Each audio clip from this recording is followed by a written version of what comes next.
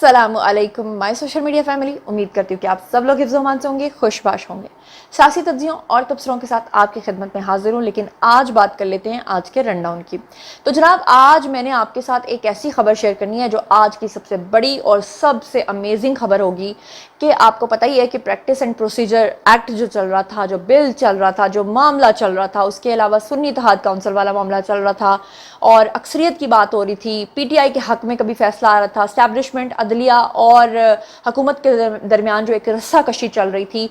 इन सब के बावजूद उन 8 जजेस ने जो अपनी वजाहती बयान जारी किया था, उसके बाद जो जस्टिस काजी फाइज ईसा हैं, उन्होंने एक ऐसा मास्टर स्ट्रोक खेला है कि उन्होंने सबकी कश्तियां जला दी हैं, सबकी नैया डबो दी है और वो सारे के सारे जो हैं वो सर पकड़ के बैठ गए हैं। उनको समझ नहीं आ रहा कि अब हमने करना क्या है। और दूसरी तरफ मैं आपको बताऊंगी कि 7 पुलिस एहलकारों को और उसके साथ बड़े बड़े पुलिस के अफसरान को मुअत्तल किया गया है। अंदर की कहानी क्या है, अंदर का मामला क्या है, और इसके अलावा इसराइल ने अब की बार फिर से इमरान खान के हक में एक बहुत बड़ा बयान जारी किया, उसके बारे में भी आपको बताऊंगी। तो चलिए जनाब, शुरू करते हैं पहली खबर से। तो जनाब, इससे पहले कि मैं आज की इस खबर की जो सबसे पहले आपके साथ शेयर करने जा रही हूँ, इसकी डिटेल्स आपके साथ शेयर करूँ, उससे पहले मैं आपको 2 ट्वीट्स पढ़ के सुनाना चाहती हूँ जो बहुत ही ज़रूरी हैं और गौर से सुनिएगा।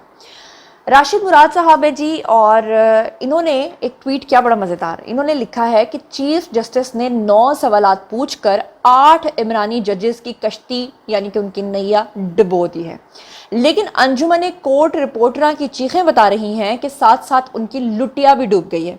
अब यकीनन आपको समझ आ गई होगी कि खबर कितनी बड़ी है और कितनी अहम है।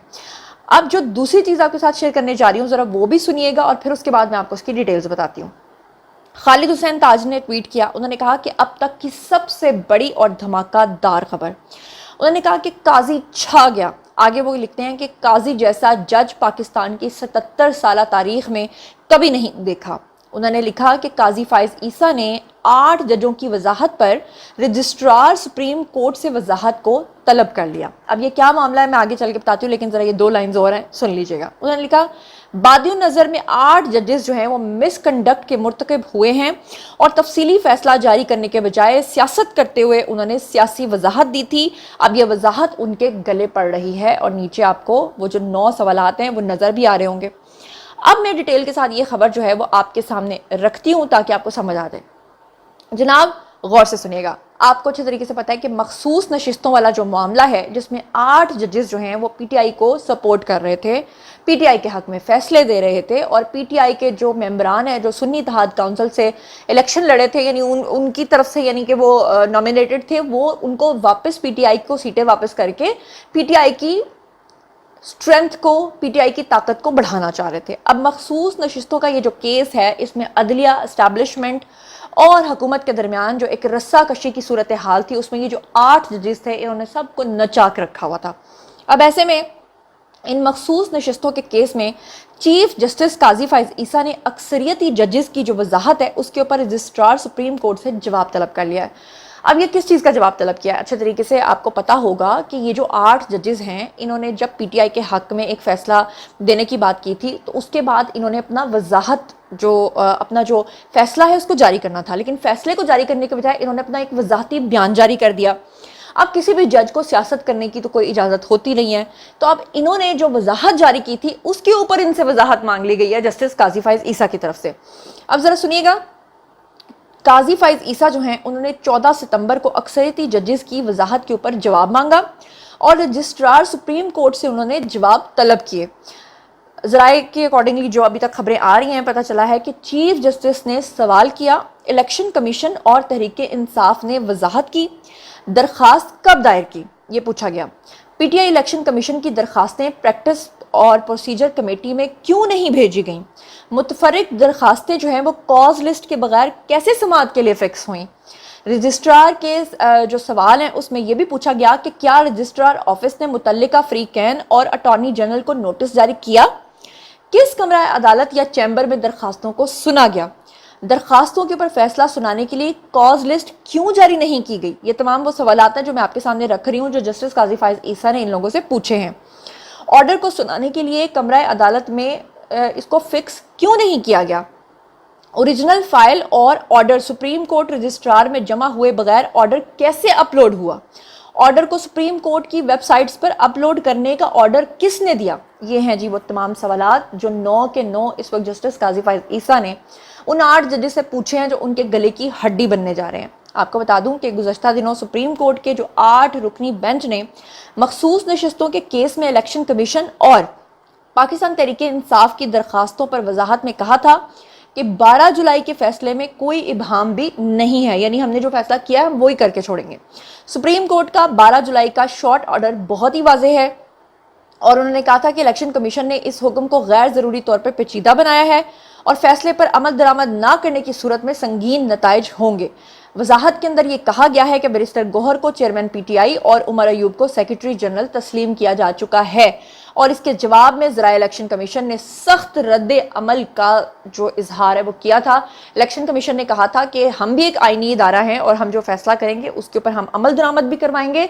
और अब जो 8 जजेस ने एक पूरी जानबदारी की थी पीटीआई के लिए, वो पूरी की पूरी उनके अपने गले में पड़ गई है। एक और खबर जो पिछले दिनों आपने सुनी होगी कि कोयटा के अंदर सिविल जज के साथ चैम्बर के अंदर जब बहसबाजी हुई थी तो उसके बाद चैम्बर को ताला लगा दिया था खातून वकील ने। आपको ये खबर पता चली होगी, तो अगर नहीं भी पता चली तो बहरहाल मैं बता रही हूँ ना आपको। तो ये जो खातून साहिबा इनकी जज साहब के साथ जब चैम्बर के अंदर बहसबाजी हुई तो इन्होंने जनाब क्या किया, चैम्बर को ताला लगा के जज को अंदर बंद कर दिया। तो अब वो जो खातून है उनका लाइसेंस जो है वो मनसूख कर दिया गया है।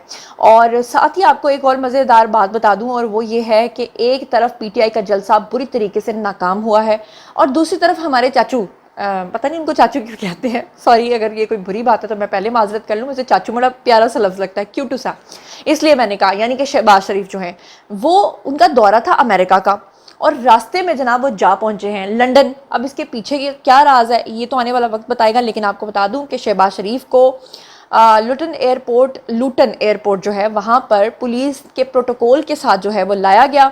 शहबाज शरीफ लंदन के अंदर 2 दिन क़याम करेंगे और फिर उसके बाद वो अमेरिका रवाना हो जाएंगे।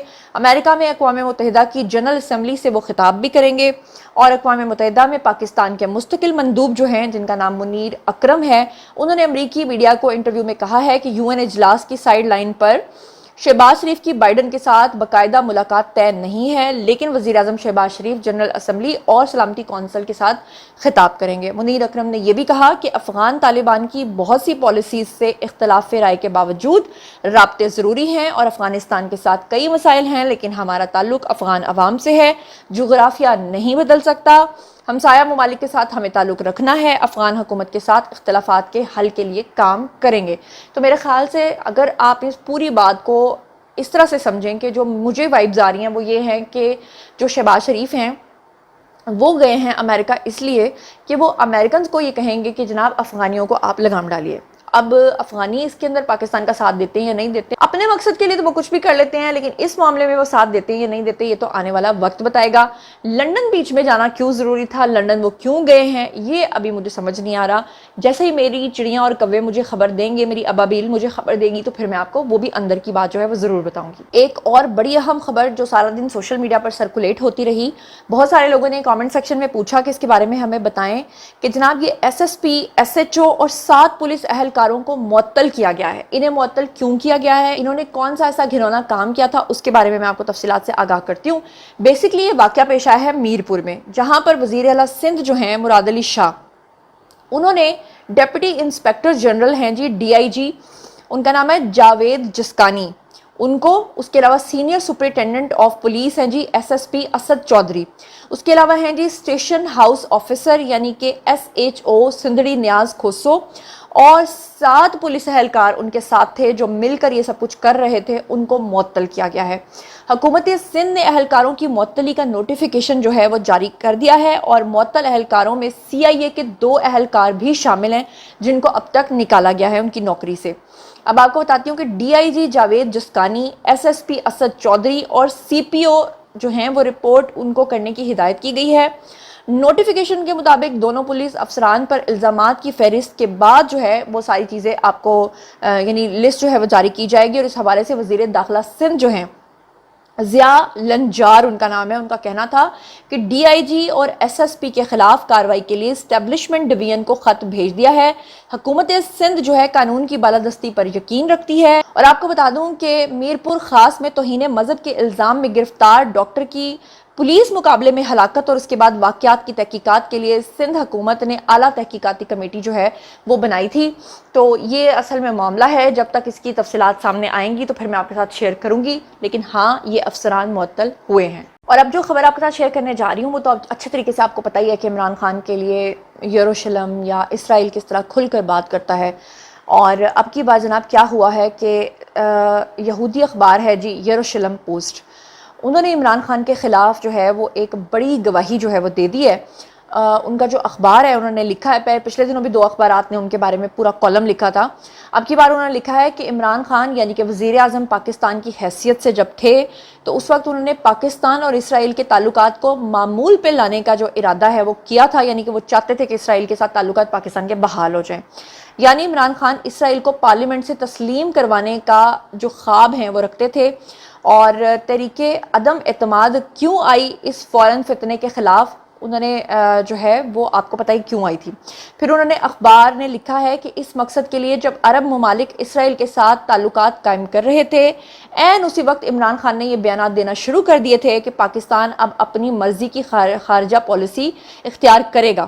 یہ بیان وہ کیوں دیتے تھے؟ کیونکہ اس بیان کا مقصد تھا کہ مسلمان ممالک سے تعلقات خراب کر کے اپنا آقا اسرائیل کو بنا لیا جائے اور تمام منصوبوں کو پورا کر لیا جائے۔ تو اب جو ہیں یہ یہودی اخبارات جو انہوں نے پچھلے دنوں میں بھی لکھا تھا کہ عمران خان کو اگر اسرائیل چاہتا ہے کہ پاکستان جو ہے وہ اسرائیل کو تسلیم کرے تو ہمیں سپورٹ کرنا پڑے گا عمران خان کو۔ تو یہ تیسری گواہی ہے جو پچھلے 1.5 ہفتے سے اب تک اسرائیل کے لوگ دے چکے ہیں۔ اس سے پہلے امریکی کانگریس سے عمران خان کے حق میں قرارداد کا پاس ہونا، اقوام متحدہ کے اندر اسرائیل کا پہلی بار 75 سالوں میں عمران خان کے لیے کھل کر بات کرنا، ان کے 2 مین اخبارات جن کو ان کی حکومتیں بھی کنٹرول کرتی ہیں وہاں پر عمران خان کے حق میں بیانات کا دینا اور عمران خان کو سپورٹ کرنے کی بات کرنا، یہ اس چیز کی طرف واضح اشارہ ہے کہ عمران خان پاکستان کے تھرو جو ہے وہ اسرائیل کو تسلیم کرنے کا ارادہ رکھتے تھے، اور اسی لیے اللہ تعالیٰ نے شاید اس انسان کو اتنا ذلیل و خوار کر دیا ہے کہ آج اس کی کوئی ٹکے کی عزت نہیں رہی ہے۔ بہرحال جناب یہ تھا آج کا ویڈیو، باری ہے جی آپ لوگوں کی، آئی کامنٹ سیکشن میں اور بتائیے